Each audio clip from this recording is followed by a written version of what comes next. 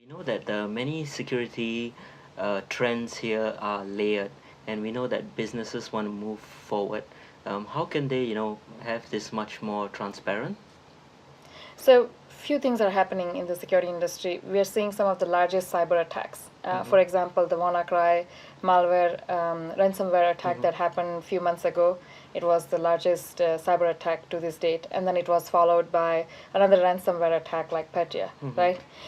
It was discovered that many companies had outdated Windows machines and not up-to-date patches and whatnot. Mm-hmm. So it is really important to make sure that as you think through the security, you think through your IT systems, you think through your network, and you really bring both your application security teams as well as networking team together and ensure that there is a cohesive approach to addressing the latest security threats. Hackers are always going to be one step ahead of us.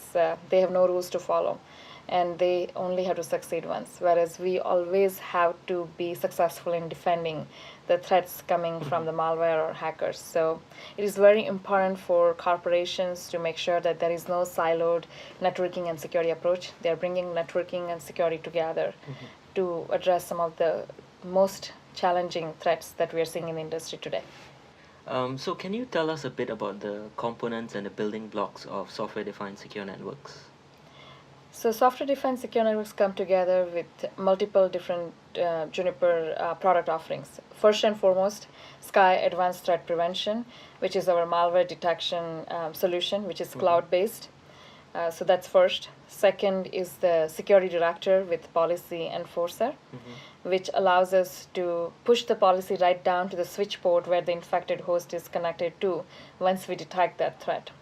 And then third is all the networking components where, as I said previously, we make the entire network come together as a single enforcement domain. So that would be Juniper switches like EX campus switches or QFX data center switches, and also all the third-party switches from Cisco, HP, or any other switching vendor which supports standards-based protocols such as 802.1x and Radius, so that we can provide enforcement on those two. And then we also work with all the wireless LAN controllers who support the same standards-based networking protocols so that we can provide enforcement not just on the wired network but also on the wireless network.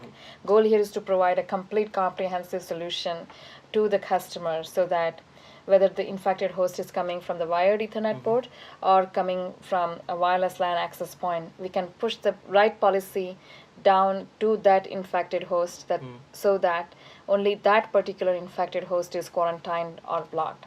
And not only that, we also provide a message to the infected host so that the user understands that why he or she is quarantined or blocked and why they need to contact the IT help desk.